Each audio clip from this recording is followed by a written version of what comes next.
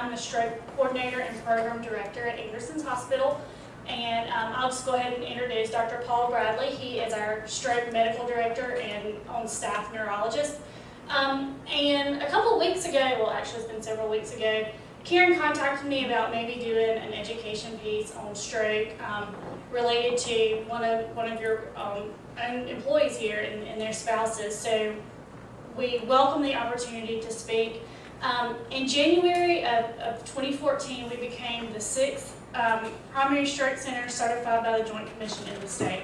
The other 3 are in Jackson. It's well-known big health systems, and Anderson's became the 6th in the state in January. So we're very, very proud of those accomplishments. And so we love to get out and talk about it. We love questions, feedback, interest, whatever we can help y'all with, we'll be glad to. So let me see the presentation several times before, and I usually start this speech by talking about the phases of a heart attack. And we spend lots and lots of time and effort and resources on talking about heart disease and the importance of prevention and heart care, and that's rightfully so, because heart disease is the #1 killer in the United States. So it's very valid that we spend that much time on talking about heart disease.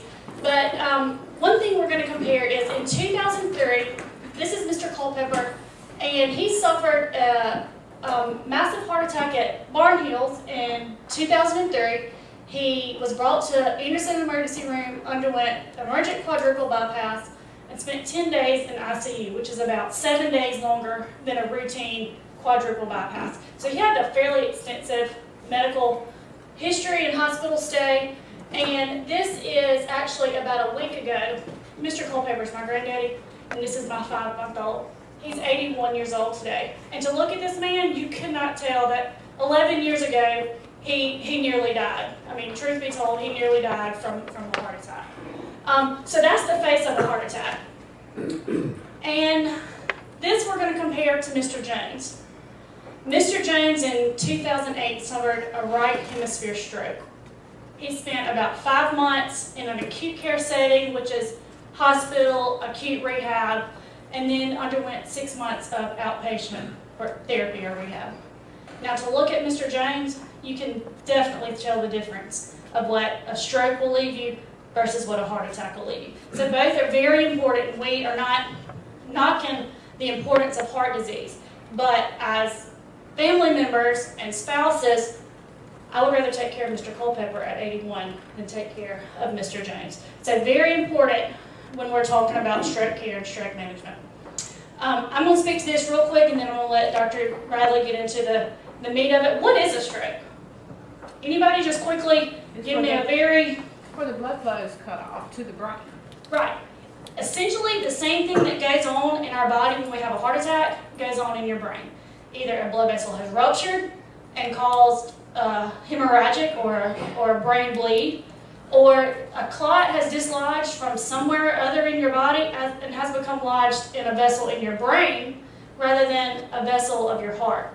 So pathophysiology-wise, really there's nothing different that goes on in a heart attack and goes on in a stroke. So like we were saying earlier, it's very similar, but to me, stroke is really a little more important, a little more, valid to spend a lot of time educating the public on how to prevent stroke, because the aftermath of a stroke can often be much worse than the aftermath of a heart attack. So, do you want to get into the meat of it all?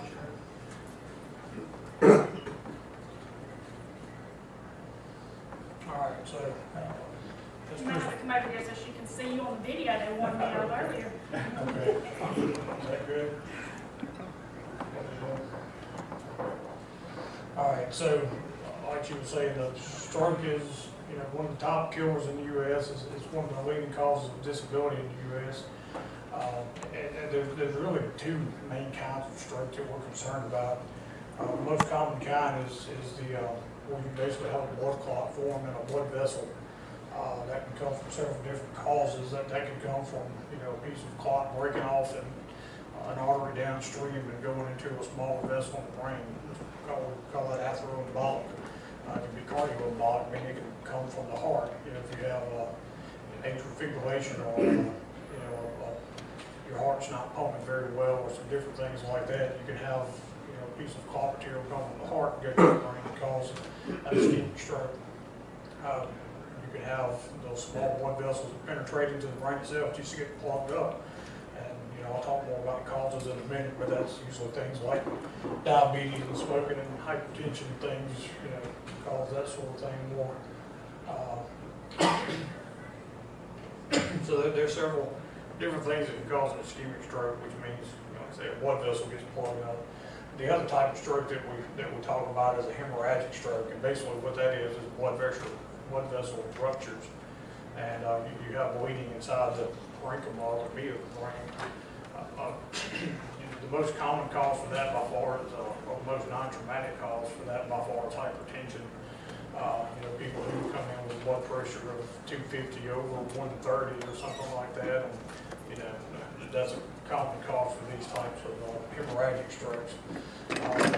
There are other cases that you can't do as much about. Sometimes you could have abnormal protein formation in the blood vessels in the brain called amyloid, for instance. That's one case that causes blood vessels to become fragile. And sometimes you can get bleeding out in the more kind of outer portions of the brain related to that. Not as much we can do for that case like we can with hypertension. There's infections can cause that. If you have cancer in the brain, that can cause those kind of bleeding. So there's a little more rare birds. Those make up, I think I said that slide go by somewhere, those hemorrhagic strokes probably make up about 15 to 20% of all the strokes we see. So the other 80 to 85% is the ischemic stroke. So that's the ones that we usually focus on when we do these talks, because those are the ones we have more control over, prevention. So the chances it could happen to you, basically, I'm going to talk a little bit about who's at risk for strokes and what we can do to prevent it. I think that's really the important thing to get across here. We kind of look at this as things that we can do something about, things that we can't do anything about. The non-modifiable risk factors are age. It's proven that as you get older into your 70s and 80s, your risk of having a stroke goes up, and that particular risk factor, there's not a whole lot we can do about that. We haven't figured out how to make us younger yet, so people are working on that, but we have to come up with a solution for that one. Gender, generally, and race. Those are things that we can't do anything about. How we were born. Typically speaking, African American males are at higher risk for stroke. However, that's just a statistic thrown out there. We see a whole lot of older Caucasian women that have strokes in this community, and men, and it's everything in between. So those are certainly risk factors. Those are things we can't do anything about. But those are kind of what studies have shown. Family history of heart attack and stroke. Again, we can't choose our parents, and we have some families that have a history of stroke and heart disease at a young age, and that can be several different reasons for that. Blood clotting disorders that run in the family, a lot of things like that can play into the non-modifiable risk factors. But really, what I think most of us in this room are probably more interested in is what are the things I can do something about to keep from winding up in this condition. So we've got a list of them here. Hypertension is one of the top ones on the list. Diabetes, high cholesterol, smoking. I'm going to kind of group those together first to talk about that because they all sort of interplay on each other. If you look at what happens to the blood vessels, somebody who has hypertension, diabetes, or who smokes particularly, as time goes on, if you have these conditions, you get inflammation on the line of the inside of all the blood vessels. You get little cracks in the blood vessels, just little tears, that sort of thing, just because of the pressure, because of the irritation from the diabetes and smoking. If it's not controlled, and then cholesterol plays into that. You have this cholesterol floating around. To start with, you activate. When you get these little breaks in the wall of the blood vessel inflammation, the body sees that as a, as a potential, tear in the blood vessel, and it activates a coagulation cascade, platelets and all that kind of stuff, and they attack that and try to stop the whole of it. And as that happens, you get fat build up, you get more platelets, you get more coagulating factors, you get more fat build up. Next thing you know, you've got a clot sitting there. And that's why people who have hypertension, diabetes, and smoking are at higher risk for these kind of things. It's the body's natural way of trying to prevent a problem, but in the process of doing that, it causes these clots. High cholesterol plays into that because it provides the fat that you need to clog up the blood vessels. So that's how that all plays together. So that's why it's the utmost important to exercise regularly, watch what you eat. If you have diabetes, keep your blood sugars under control, take your medication, take your blood pressure medication, and not smoke. All those things are important for that reason, keeping your cholesterol under control. Usually you have several different cholesterol numbers. I'm sure you all heard about good cholesterol, bad cholesterol, LDL, HDL, that sort of thing. It all kind of plays into it. LDL, which is bad cholesterol, is one of the things we look the hardest at as neurologists. If that's too high, then you've got too much of the bad fats flowing around your bloodstream. So there's also been work on things to try to decrease that inflammation as a potential treatment. One thing that we usually tell people who are at high risk for taking stroke is to take aspirin. Aspirin does two things. It works as a antiplatelet. In other words, it makes your platelets less sticky, and it also plays some role in decreasing the inflammation in the blood vessels.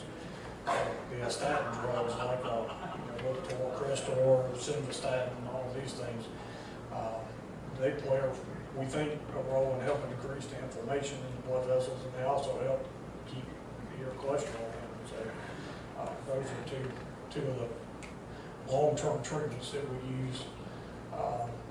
Getting into some other modifiable risk factors, cardiac dysrhythmias. If you have atrial fibrillation, generally your heart should beat in a controlled fashion, 70, 80 times per minute. When you have atrial fibrillation, what happens in that case is the top two chambers sort of sit there and quiver because they don't pump effectively. You build up blood clots. Those blood clots can travel to the brain and cause stroke. So generally, if you have or know somebody who's had atrial fibrillation, they're generally going to be on a different type of blood thinner, something like Coumadin. There's some other newer ones on the market now as well that help control that. And keeping the rate under control will help prevent those problems as well. Excessive alcohol and drug use. I've seen more than my share of 40-year-old people who have come into the emergency department with a devastating stroke because of cocaine use or because of methamphetamine use. Those generally they jack up your blood pressure. They cause a lot of inflammation in the walls, the blood vessel walls, and that sort of thing. And I've seen a lot of lives ruined because of stroke due to those two drugs in particular. So, I'll stop. Any questions on modifications, risk factors, those kind of things on what we can do to prevent stroke before I go on? Can you go back one slide? If you don't mind, Dr. Bradley, I talk about blood pressure and hypertension a lot with some of the folks, and of course, if somebody asks more information about it, I'll go into it. But in general, you can become a broken record. You hear hypertension all the time, you're like, so-and-so has high blood pressure, and then it becomes less risky when you hear it over and over again. Could you go into the systolic diastolic? What does that actually mean when you have high blood pressure? What is your heart beating? Well, basically, when you have high blood pressure, it's the heart's ability to, or how hard it's pumping, is what it's a measure of. And the top number is when the heart pumps. That's what gives you like for instance, we all hear the normal blood pressure should be 120/80. So, if you have normal blood pressure, if that's your number. When the heart pumps, it's pumping at a pressure of 120, whatever unit we use, millimeters of mercury. And then when it relaxes, you still have some pressure in the system. I know a lot of you guys probably do engineer work, you understand pressures and things like that. So, you know, it's, the pressure doesn't totally go down to zero when the heart stops between beats, so you do still have some pressure. Both of these numbers are important, you know, because when it beats, you're exerting a certain amount of pressure on the vessel walls, which is your systolic or the top number. And then the diastolic, when it relaxes, you should drop down to a certain level of pressure. You know, if your systolic is too high, that means you put too much pressure on the walls when your heart pumps. If the diastolic is too high, that means your relaxing pressure is too high, which can still do damage because you know, that means you've got a kind of a baseline high pressure all the time. So, you know, that's sort of the nuts and bolts of how that works. And that's why both numbers are important. And there's, you know, different things we can do to treat. You know, some people have more trouble with the higher number than the lower, others the lower number for different reasons, and there's different things to do to treat that. But that's kind of what you're looking for. Yes, thank you. Okay. And if there's any other questions, you know, I'll be happy to take more afterwards too. If you want to do that. What we're getting to now a little bit is kind of what we do is so now you think you're having a stroke, if you think somebody that you know is having a stroke, what do you do? And what are we going to do at Anderson or any other hospital that you go to? What should be done? So this is the first thing we'll talk briefly about is signs and symptoms of stroke. You know, the American Heart/Stroke Association has come up with this acronym. You know, it's always nice to come up with acronyms to help us remember these things. So if you see somebody that falls into this FAST acronym, if they have an uneven smile or facial droop, facial weakness, you know, that's a sign of a stroke. If they have, you know, arm weakness, you know, it's usually the quick and easy test that have them hold both arms out and one of them goes like that. That's concerned, you know, and they didn't do that 5 minutes ago, they could be having a stroke. Speech, you know, if they try to say something to you and they can't, or you can't understand it, or they can't express themselves and get their words out, that's a good sign they could be having a stroke. And then the key that they threw in is time. Time is of the essence. You know, the saying in neurology is time is brain. So, you know, the faster we can get somebody in and try to reverse what's going on, the better we have a chance of saving brain cells and, you know, preventing a major disability. So, you know, 911 is really the way to go because, you know, we've worked a lot with the EMS here to, you know, there's things that they can do in a route to, you know, start working with your blood pressure, start doing assessments, you know, get IVs, get blood drawn, all these things to help speed up the process of treatment when you get to the hospital. So that's the FAST acronym to kind of help you remember what to look for and what to do about it. So if someone is having a stroke, call 911 and then come to you, don't throw in a car, try to rush to the hospital. Generally speaking, yes. Now, I mean, if you're 2 blocks away from the hospital, Right. you know, I mean, but generally speaking, right, you know, generally speaking, if you're, you know, if an ambulance can get to you as fast as you can get to the hospital, you know, there's things that they can offer from that standpoint that you can. Now, you know, having said all that, you know, we have a time window that I'm getting to next anyway. Usually the kind of the magic cutoff has been about 3 hours. You know, if somebody can, you know, get to the hospital and get evaluated and, you know, get a sense of what's going on within this 3-hour time window, we have some treatment options. You know, once you get beyond about 4.5 hours, we don't really have any treatment options much at that point, especially, you know, in a town like Meridian. And, you know, and even then, in some of the bigger centers, it gets iffy. And the main acute treatment option we have, if somebody gets there in that time window, is a drug called TPA. Basically, TPA is a clot busting drug that we can give through the IV that actually dissolves the clot. You know, taking things like aspirin and Plavix and, you know, Coumadin and those kind of things, they prevent clot formation, but they don't dissolve the clot like TPA does. So, but it has to be given within that, you know, certain amount of time, because if not, you risk of having, you know, major bleeding from it goes up because, you know, the tissue has it. You know, for one, you know, the longer you go without oxygen to that damaged brain tissue, the more likely it is to be dead beyond recovery. And then secondly, you know, that tissue, because the blood vessels in that tissue become more friable and easily broken. You know, so if you give TPA to somebody who's 6 hours out that's had a pretty good sized stroke, you have a lot more risk of bleeding. So that was a long-winded answer to your question, but you know, time is real important. And there's certain things we have to do when people come to the hospital before we give them TPA. We have to get a CAT scan to make sure they haven't already had a bleed. We have to get blood work to make sure their platelets and coagulation factors and that sort of thing are in check. We have to check the blood sugar, make sure it's not out of whack, because that can mimic a stroke if that's the case. So, you know, those are things they can start that process on an ambulance. So, you know, so it's not to say never. You know, I mean, that's the best option you got. So load them in the car and bring them, go for it. But there is some benefit to getting the EMS involved early on. Is there anything we can do at home? You recognize these strokes, you call 911, and then say, okay, it's a 10-minute drive to the hospital, or before the ambulance can you give an aspirin? Is there something you can do first aid-wise to help minimize the effects? Really, we don't recommend that for stroke at home. You know, heart attacks, they always say, well, take an aspirin, that'll help. And I have had some people that come in with strokes who said, well, I give them an aspirin because I didn't know what else to do.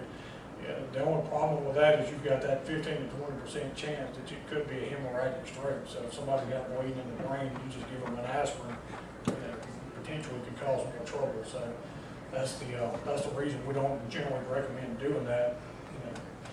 You know, is it a big deal? Probably not. If you're talking about just giving somebody an aspirin, but you know, there is a theoretical risk for doing that.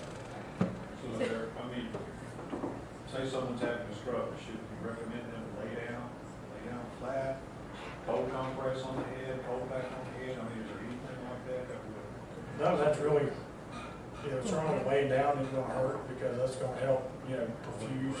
You know, I mean, if they're getting cold and clammy and things like that, you know, lay them down, propping the feet up, help blood flow to the brain.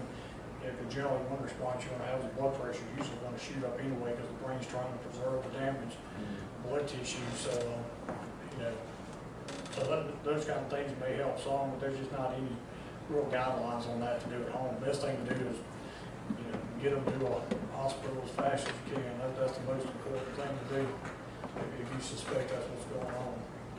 Lay down flat, cold compress on the head, cold pack on the head? I mean, is there anything like that that would? No, that's really, you know, certainly laying down isn't gonna hurt because that's gonna help, you know, perfuse. You know, I mean, if they're getting cold and clammy and things like that, you know, lay them down, propping the feet up, help blood flow to the brain.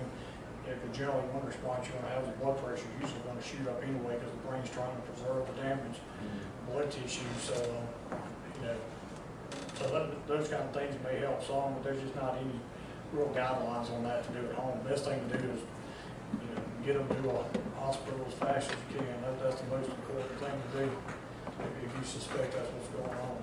Actually, if you've had an ischemic stroke, the CT scan should be normal. If it's within a couple of hours of the stroke, you don't actually start seeing changes on a CAT scan until, you know, hours, maybe 24 hours even or longer, something like an actual stroke. The reason we do the CAT scan is to look for bleeding, you know, because if somebody's had, you know, bleeding in their head, you don't want to give them TPA, you don't want to give them aspirin and all these heavy-duty blood thinners for, you know, so that's the reason we do the CAT scan emergently in the ER, is to rule those things out. You know, because if the CT is negative and they're having trouble talking, facial droop and weakness, the assumption there is, you know, basically clinically you diagnose the stroke, and you know, then you have to make the decision whether or not to go ahead and proceed with, you know, giving clot busting drugs, or you know, you also have to look for things that can mimic stroke. You know, seizures can sometimes mimic a stroke, migraines can sometimes mimic a stroke. So those are all things that we have to rule out, you know, to decide which way to go with the stroke. I've seen those cases, and it's unfortunate. And you know, we try to do what we can to educate, you know, the first line responders, the ER doctors, you know, and it still happens sometimes. And you know, I don't know what else to, And I can add on to that, Dr. Bradley, and Patty and I had talked, and she was the feature of our newsletter last week to raise this awareness, and I was kind of filling Kristen in. But, you know, the biggest thing Patty and I talked about, and the reason we're all here, is to help empower everybody to know the signs and symptoms of a stroke. So then when you do, you know, we talk about having the conversation, how many times do I say, have the conversation with your doctor. and he's standing right here, this is what a doctor looks like. He's not scary, he's not gonna bite your head off if you say, hey doc, I'm a little concerned my husband's having a stroke. I know you did all the tests, I got that you have $1 million degree, here's my concern. And having those questions, he's not gonna get upset with you, he's not gonna get mad at you, maybe they'll run another test. Patty didn't do anything wrong, and we've talked about this, but the whole point of this is to raise your awareness, make you familiar with these signs and symptoms, and take them seriously, take a good glance inward and at your family, so when you are facing a medical professional that maybe had a terrible day, because they're human too, say, hey, here's where I'm concerned, this is what I'm recognizing, we've got F and A of fast. You know, if you think there's another test you could run, and asking those questions is not going to offend anybody when someone that you love is life testing. The education process too is going on in the hospitals. You know, 'cause when we started this process in Anderson, you know, we didn't really have a uniform way of taking care of this stuff. I mean, we had neurologists there. You know, generally we were doing the right thing, but you know, we didn't have protocols in place. You know, we didn't have the nurses trained to catch this stuff. I mean, we've had cases that come in and the nurse called before the ER doctor would call. You know, we've had cases that got to the floor and got missed in the ER, and the nurse on the floor said, well, hey, this is a stroke. And they call stroke alert, and we take care of it from there. So, you know, this education process is, you know, just looking at our program, you know, we've had to do a lot of education in-house for our guys too. So it's, you know, unfortunately, that's not a, you know, that story doesn't stand alone. I mean, there's other cases, and it boils down to education. That's the whole reason we're doing all this, is to get the education, you know, whether it be in our hospital or EMS, you know, get it out to the. Well, let me ask you this, if I had, okay, say I'm having a stroke or Bill's having a stroke, I bring Bill to Anderson's hospital. Who's gonna be there and he's got all the symptoms of having a stroke? Who's gonna be there? I mean. Well, it's the ER doctor and the nurses to start with, and they've all, you know, have been through the training on, you know, what to look for, how to take care of these things. You know, so that's the first line, you know, first people you're gonna see. You know, and they generally, if they suspect an acute stroke, they're gonna call a stroke alert and kind of, you know, get CT involved, get the lab involved, let everybody know that, you know, that we've got a potential acute stroke that we're dealing with. You know, and then if the ER doctor thinks that, you know, that's really what's going on, a lot of times, and of course, they've done this enough now that a lot of them are comfortable taking care of this and then calling the neurologist once they kind of get everything stabilized. But, you know, we have full-time neurology coverage. They can pick up the phone anytime and call and get a neurologist on the phone and, you know, run the case by us. If a patient comes in with something that clouds the picture, you know, they don't give us, you know, for whatever degree their mentation is altered to the point that you can't get them to raise their arm or talk to you or things like that. Yeah, I mean, there's going to be cases where, you know, you've got other things to sort through. Generally speaking, you know, they can pick up the phone anytime, call us if they have a concern, and, you know, run it by us. So that's the big thing that we try to strive for with the stroke program is, you know, having that availability for the ER doctors, and then also having this you know, so automatic for them. You know, they've been through this stroke protocol so many times, they've seen enough of these things that, you know, they don't even have to call us most of the time anymore because they know what to do. So that's what we, you know, we can't be there all the time. I mean, you know, they just have enough neurologists to be in the ER all the time. So we have to train them how to, you know, take care of those things, and they do a good job. So, I think we've kind of been through the acute preventative stroke care part of the slide. So, any other questions? That's pretty much. I have a question for you. Sure. And obviously, you know, education is very beneficial in trying to identify when a stroke is occurring. How many cases occur while someone's sleeping, or does an onset of a stroke likely wake the person? You know, what is the chance of having it occur and not being aware? Yeah, that happens quite frequently. I can't really, I don't know what percentage to give you on that, but it happens quite frequently that, you know, somebody goes to sleep normal and then they wake up and, you know, usually a couple of different scenarios. They'll wake up, you know, in the morning to get dressed and realize they can't, you know, using arm and leg, or they're having a problem, or sometimes they'll get up in the middle of the night to go to the bathroom and they fall getting out of bed and, realize that something's happening. So that happens quite frequently. And, unfortunately in that case, it limits what we can do to treat it.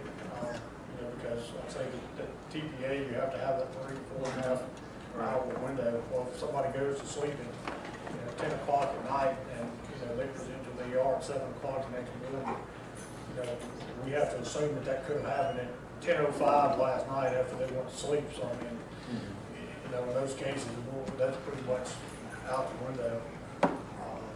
So that happens, and a lot of people wind up missing out on opportunity to get TPA because of that, but as of right now, we don't have any better way to detect that. I mean, you can kind of tell with the CAT scans and stuff sometimes because, somebody had a, stroke 10 hours ago as opposed to 2 hours ago. It was a big enough stroke, you can tell on a CAT scan. With small strokes, you can't even tell even at that point. So there's things that we try to do to sort that out, but it just doesn't always, there's nothing uniform that works for everybody. Why don't they do an MRI? If the CT scan doesn't show anything, why don't they go ahead and do an MRI just to rule it out? Very good question, and the reason that we don't do that is because MRI is just not readily available. I mean, it's a lot more, it's a lot bigger deal to get somebody to the MRI scanner. Generally it takes about 5 minutes to do a CAT scan. Our CAT scanner is right next door to the ER, as is most hospitals. MRI is about a 20-minute study to do a basic MRI for a stroke workup, and it's just, I mean, it's like if you come in 2 o'clock in the evening, the CAT scan, we can kind of reroute some folks and get somebody quickly over to a CAT scan, but an MRI, there may be a line of 4 or 5 people, and if you got somebody in the scanner getting a 2-hour study done, maybe an hour study, if they're having 2 or 3 things scanned, it's just not as readily available everywhere. Or another example, if you present to a small hospital somewhere, you can get a CAT scan on the spot. Most hospitals now have CAT scanners where not everybody has MRI readily available. So, you're right, MRI is the better study. And in a perfect world, we'd have an MRI scanner sitting next door to the ER. We just run you through the MRI scanner, but and that's only work when you have a family member that knows your history, because of course at MRIs you can't have pacemakers, you can't have any screws or metal in your body. So if your patient's aphasic and they don't have any family members with them, you can't send them to MRI because you don't know if they have a pacemaker, you don't know if they ever had surgery with screws in any part of their body or anything like that. So it's a more lengthy and in-depth study, but yeah, like you said, ideally all our patients would come in with family members who knew their last name well time, who knew all their surgeries and all the medications. That would be wonderful, but that's... Because I know when I had it, just get the word out and have everybody, because everybody knows, how to recognize heart attacks now, because, for the last more than a decade, the American Heart Association has been doing just that. They've been educating the public on how to recognize signs of heart attack. So, we have people that wind up in the hospital, get worked up with heart attacks that have other things going on, but go over heart attacks. We want to get to that point with strokes too, where, we're, erring on the side of caution and rolling those things out instead of letting somebody go home with a stroke. So, Hi, is it true that a person can have like a series of TIAs, some people call mini strokes, and never get off any clues and do not know? Does the body just give you you don't have a different feeling to know something just happened to you that, could have prevented or something like that? Sometimes you do, sometimes you don't. First of all, just to kind of clarify, there's a terminology. Usually when we talk about TIAs or transient ischemic attacks, that's, what we're talking about then is somebody who's had symptoms of a stroke that resolve within 24 hours. Usually it's less than 24 hours. So, I consider that a warning sign. Somebody has had a TIA or is having multiple TIAs, to me that deserves being admitted and worked up, just like somebody who's had a full-blown stroke. That means something's not right. And a lot of times we've put somebody in the hospital and found clots in their carotid artery or heart arrhythmias and things like that that needs to be addressed. So, I would take that just as seriously, or it should be taken just as seriously as a full-blown stroke. But is it possible for it to happen and never go notice? Right now, Because I have a friend that went through that. what you're talking about there is what I would call a silent stroke. Right. And it is possible to have small strokes sometimes that are, the whole brain is not dedicated to movement and sensation. There's a lot of areas of the brain that are kind of highways to get back and forth to different parts of the brain and, control a lot of other features. So it's possible sometimes to have a small stroke in one of those areas that, doesn't make you weak or doesn't give you trouble speaking and you may not know you had it. I mean, you may not feel well and you may be a little tired or just not feeling yourself for a day or two, but otherwise you may not know you've had that. So, and usually how that comes to light is, later on down the road, we may get a CAT scan or an MRI for something totally different to realize that they've had a stroke. They don't realize it. You see that pretty frequently, actually. So, quick question, she made me ask it now, I was gonna wait till afterwards, but she wanted me to. Learning opportunity. Bring it out for everybody. Yes, very long. So I have an arrhythmia, had it most of my life. It's, most doctors have said that it's nothing to worry about. I've had, workups and stuff like that as well, with treadmill. They said everything's okay, and then I ran into, my, cardiologist friend,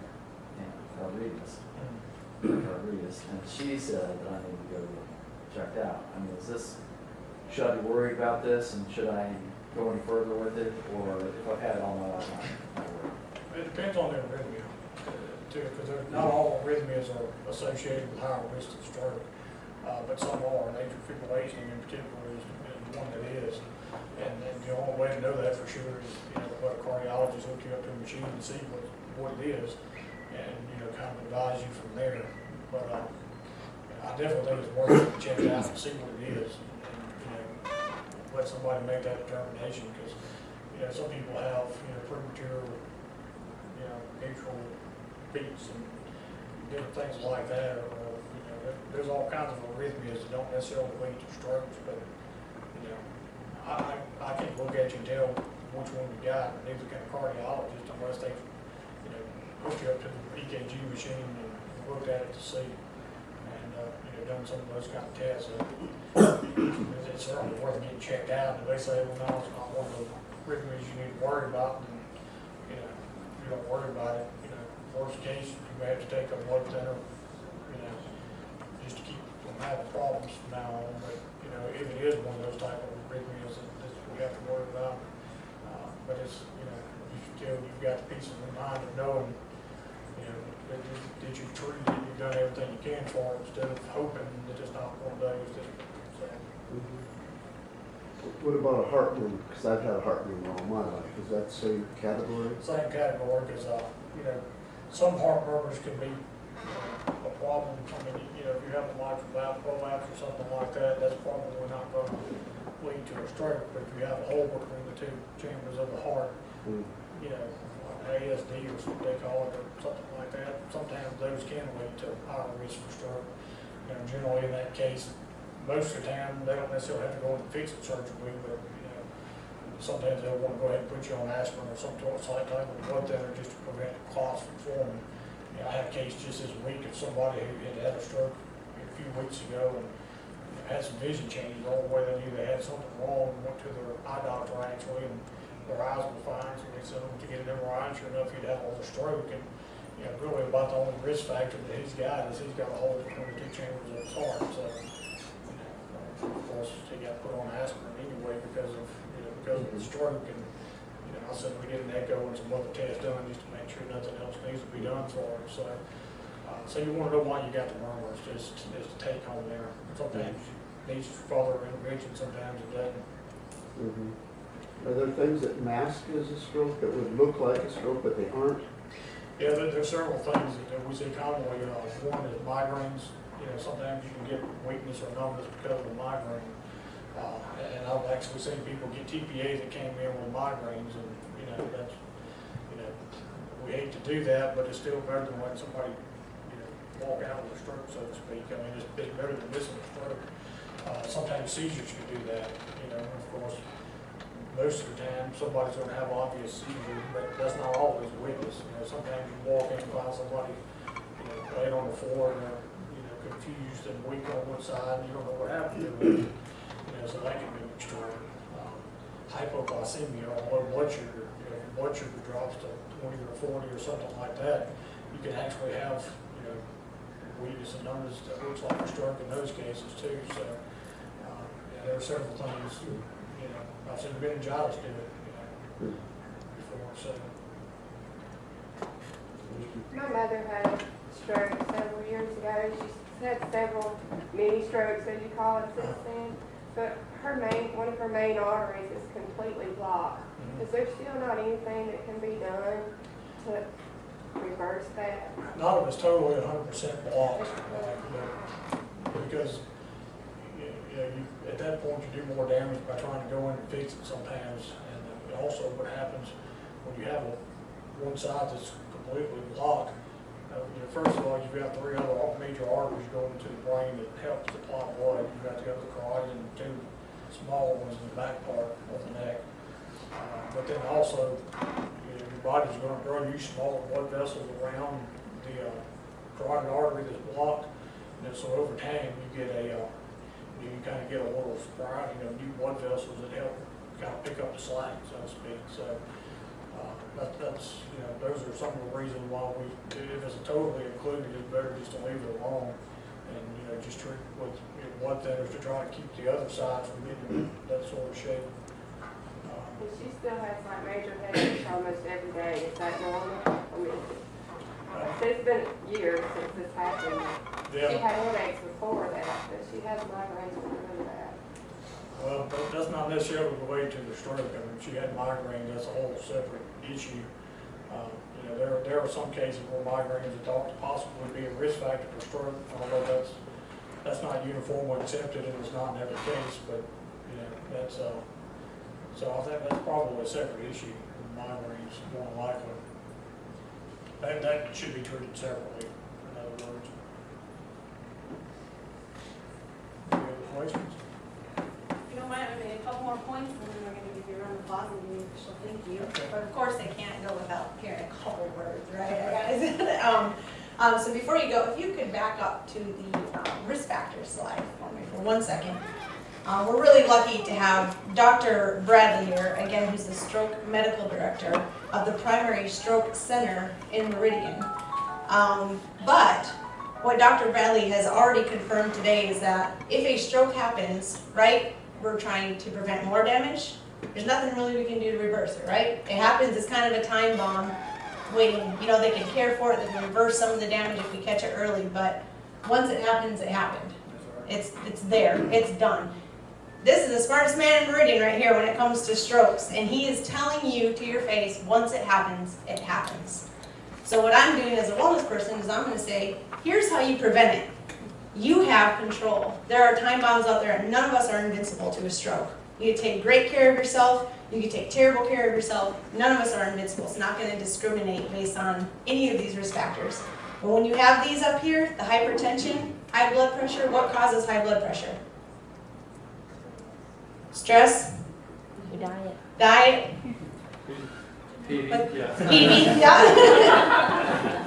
Come on, I've done these briefs before, I know. Genetics, exercise, right? We all know what causes that. What causes diabetes? Type 2 diabetes. Diet? Obesity? There you go. Genetics, hereditary factors. High cholesterol. What causes high cholesterol? Diet. Genetics. Exercise, right? Come on, play along with me here, guys. Smoking, we already know it causes smoking, right? We're just, yeah. You're saying exercise causes that problem? Yes, yes. What my point is that nobody has control over the time bomb, right? But we have control over how well we prevent ourselves from being susceptible to it. So as I walk around and take blood pressures, as I become a broken record and talk, you have the stroke guy in Meridian here telling you when it happens, it happens.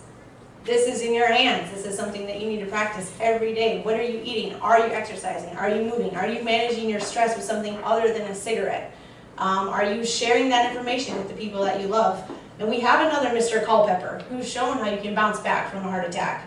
We have that. And then we have another Peavey family member over here who will deal for the rest of her life with her husband who suffered from a stroke. So first and foremost, I do want to give Patty a round of applause. When you see her in the hallway, give her a hug. Sharing her story with the rest of us was incredibly brave to show those intimate details. So I really do personally thank you for doing that and raising all of our awareness. I hope everybody leaves out of here scared to death of a stroke. That's the whole point. You don't want to have one. You don't want somebody you love to have one either.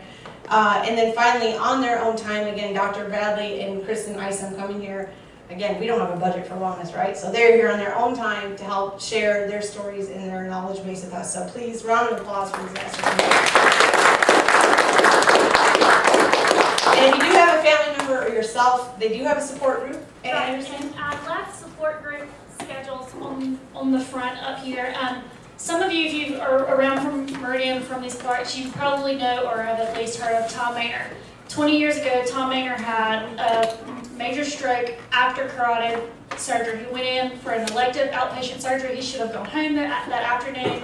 And 20 minutes after he got into the recovery room, a clot dislodged. And 20 years ago, we didn't know anything about TBA. Like I said, we didn't really have any treatment. We were like, oh, unfortunate for you, bad luck today. So he has put a lot of time, effort, money into speaking to the public. Of course, you know, our Anderson South campus is, our rehabilitation center is named after him. So he leads and puts together and coordinates these stroke support groups. He and his wife are integral parts of that. They are awesome, awesome people. He will tell you more details and you want to know about the stroke and how it is to live with the deficits of a stroke. So become part of that, Ms. Hyde.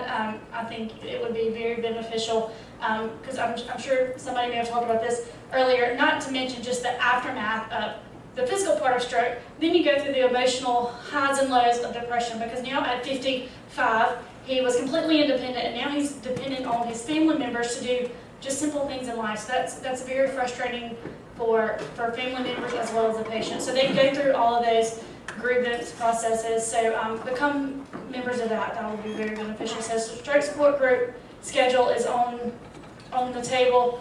Thank y'all so much for coming. If you have any questions, contact us. We'll be glad to help you in any way we can. Other than that, I think we're done. Thank you.